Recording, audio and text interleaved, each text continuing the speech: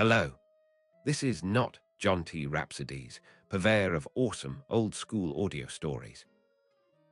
Mr. Rhapsodies has asked me to read his original stories, all written in an old-school style. If you like this story, please consider clicking the thumbs up and subscribe icons. This will help the channel grow, and it will help you to stay notified of new stories. And so, let us together hear the words of old. The Misadventures of Virgil T. Snodgrass, by John T. Rhapsodies, Esquire. Good morning or evening, or wherever you are in relation to the sun today. Normally, I don't make the mistake of maligning the dead, unless of course they were such scoundrels that it would be a disservice to the populace to refuse to do so. But today, rather than dwell on a common scoundrel, I should like to tell you about an interesting case that stands so tall in the venerable hall of Arkansas rascals and well-meaning nincompoops that few men, women, or mules ever warranted more need of laurel and lampoon. Today, I am pleased to introduce to you one Virgil T. Snodgrass, erstwhile inventor, aspiring elected official, and faithful companion to misfortune and miscalculation. In the spring of 1894, during a season of mud and mayhem, Whistle Creek was still adjusting to having more people who could read than hogs.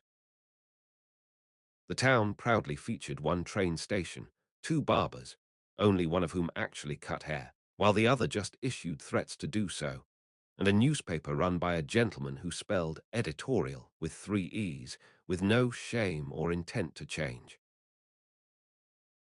Our hero, Virgil T. Snodgrass, resided in a small blue house on Goatbone Hill, a place named after Gerald Rathbone, a tenacious farmer who wrestled a particularly large billy goat into submission 20 years prior, using only a hymnal and a jug of blackstrap molasses.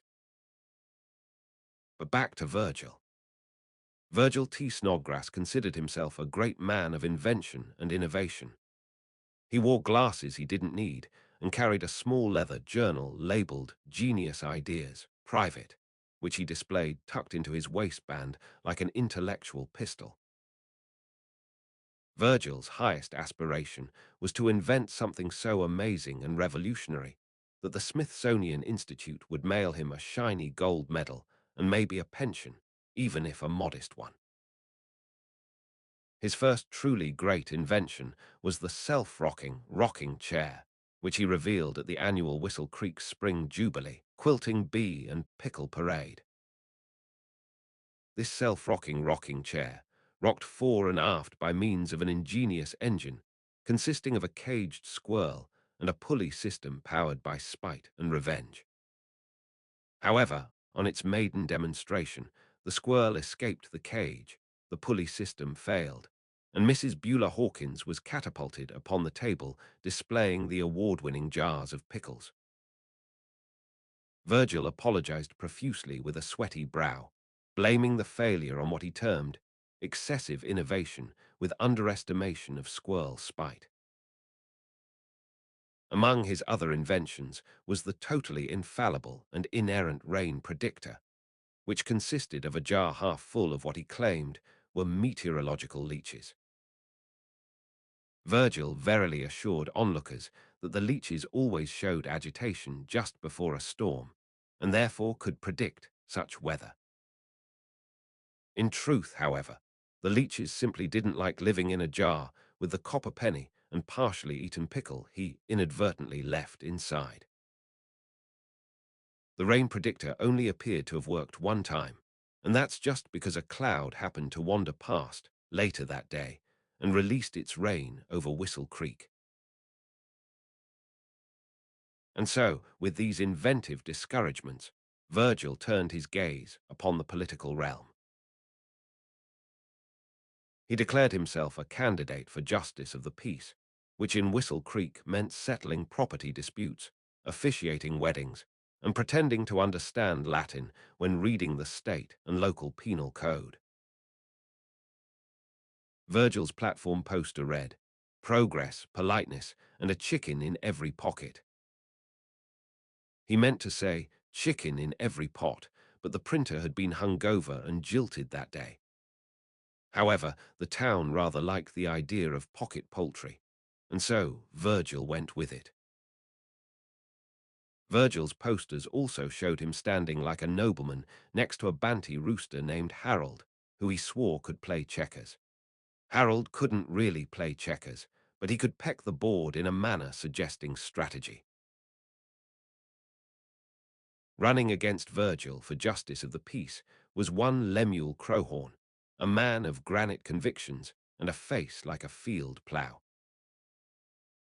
Lem was known to be a man not to be trifled with, partly because of his temperament, but mostly because of his mustache, which had once been officially classified as a public menace after causing a Presbyterian choir to flee in the middle of a hymn and barricade themselves in the fellowship hall with nothing but folding chairs and righteous indignation. The debate between Virgil and Lem was held at the Grange Hall, a structure of such age and stubbornness that even termites had given up and moved on to easier lumber. Virgil arrived in a seersucker suit, which had been bright blue and white in the morning, but had obtained a light brown hue after absorbing the general character of Whistle Creek's dirt roads. Lem arrived wearing his sheriff's badge for intimidation, even though he had retired a few years prior after mistaking the previous mayor's prize bird dog for a bank robber and suffering the consequences.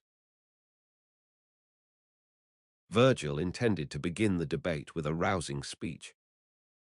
"Ladies and gentlemen of the great town of Whistle Creek, I want you to know." A heckler interrupted, shouting, "Where is our pocket chicken, Virgil?"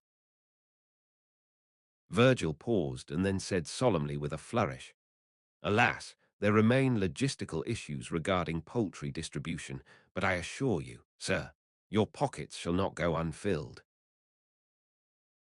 He might have won the crowd over with the poultry promises alone if he had not tried to demonstrate a new invention called the portable lawgiver.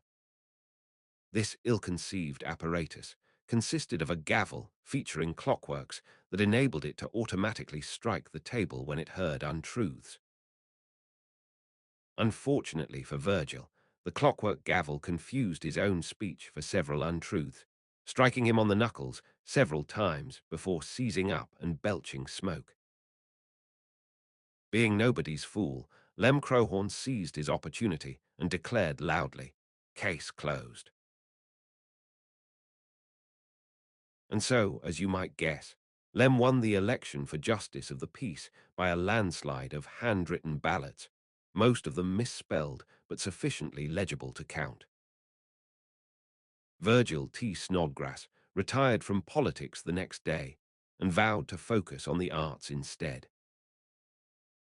His first and only painting was titled Self-Portrait of Inventive Despair, which some said looked more like a wilted turnip than a man. In time, Virgil carved out a modest sort of notoriety, penning letters to the editor, the same editor who spelled editorial with 3 E's. Virgil wrote under the pseudonym, a concerned owl, claiming it lent him both wisdom and plausible deniability. These epistles were filled with unsolicited advice regarding a wide variety of topics, including the town's woeful drainage system and impassioned pleas to ban leeches on moral and medical grounds, the latter of which earned him several strongly worded replies from the local apothecary.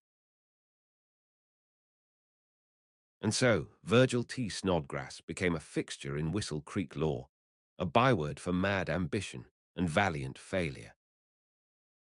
Town law holds that he died peacefully in his sleep in 1919, though some of the older residents claim he was last seen heading for Tennessee with a wagon full of chickens and a new invention he declared would revolutionize the concept of spoons. In either case, no one in Whistle Creek ever saw him again. But sometimes, on misty mornings, Some of the older folks swear they hear a faint ticking sound in the hills above Goat Bone, like the echo of a clockwork dream that just refuses to quit. Thank you for listening.